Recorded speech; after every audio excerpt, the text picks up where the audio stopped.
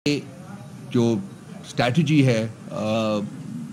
Power विल्डर्स की, साहिब इक़्तिदार लोगों की, वो ये है कि इन केसेस में जो कि क्रैश हो चुके हों वर्चुअली और जज साहिबान ने सिर्फ उनकी जजमेंट देनी है, उनको जितना भी ज़्यादा आप डिले कर सकते हैं वो डिले किया जाए और वो जजमेंट्स ना आएँ ताकि खान साहब उस वक्त तक कैद में रहें जब तक कि उनके खिलाफ कोई और भोंडा मुकदमा नहीं बनाया जा सकता।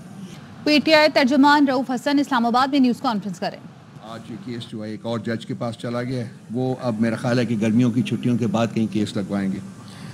एक तरफ तो ये इंतहाई भोंडे मुकदमात खान साहब के ऊपर बनाए गए थे और जब वो एक एक करके क्रैश होते गए तो अब ये जो स्ट्रैटेजी है पावर विल्डर्स की, साहिब इक़्तिदार लोगों की, वो ये है कि इन केसेस में जो कि क्रैश हो चुके हों वर्चुअली और जज साहिबान ने सिर्फ उनकी जजमेंट देनी है, उनको जितना भी ज़्यादा आप डिले कर सकते हैं वो डिले किया जाए और वो जजमेंट्स ना आएँ ताकि खान साहब उस वक्त तक कैद में रहें जब तक कि उनके खिलाफ कोई और भोंडा मुकदमा नहीं बनाया जा सकता।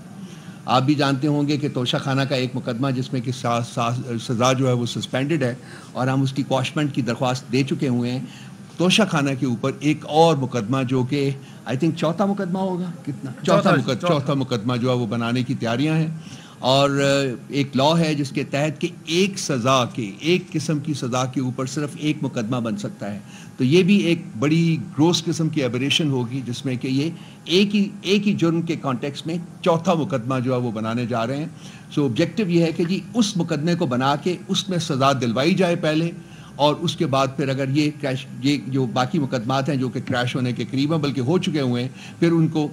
ठीक है जी क्रैश होने दिया जाए। लेकिन खान साहब को जो है वो जेल में और वक्त जो है वो गुजारना पड़ेगा, बिल्कुल वैसे ही जैसे कि शाह महमूद कुरैशी साहब के ऊपर, जबकि उनको नज़र आ रहा था कि उनकी भी साइफर के केस में रिहाई हो जाएगी तो उनके खिलाफ भी 8-9 मुकदमे एक ही गो में 8-9 मुकदमे जो है ना और May 9 की जो डिस्टर्बेंसेस थी उसके कॉन्टेक्स्ट में उनको लगा दिया। अगर साइफर के केस में वो आज़ाद हो भी जाते हैं तो फिर भी वो जेल में रहेंगे और बाकी केसेस जो है ना उनको फाइट करना पड़ेगा।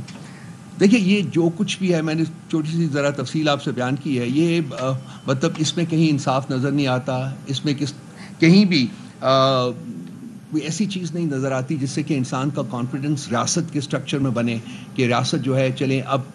थोड़ी सी इम्प्रूव कर रही है और आगे बढ़ने का रास्ता जो है इसको कोई मिल रहा है।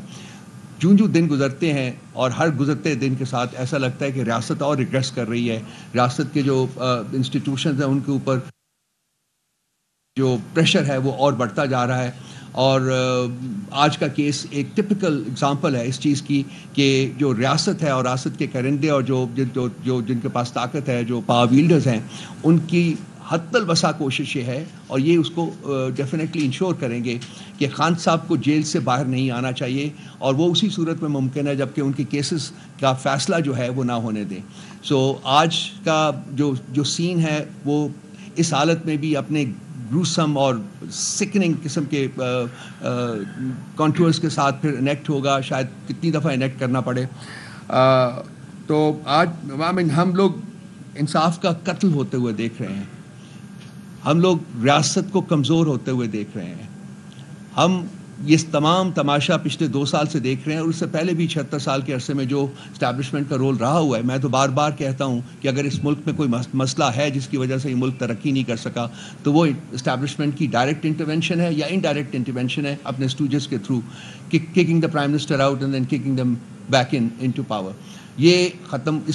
इसके लिए हमारी जो जद्दोजहद है वो जारी रहेगी और आज भी हमने उसी इस्टेब्लिशमेंट वो इद्दत केस के कॉन्टेक्स्ट में कमरा अदालत में देखा है। जब तक ये होता रहेगा ना इंसाफ मिलेगा, ना आज़ादी मिलेगी, ना आइन बहाल होगा, ना कानून बहाल होगा और ना ही जमहूरियत बहाल होगी। हमारी जद्दोजहद जो है वो इसके ख़िलाफ़ है और ये हम जारी रखेंगे।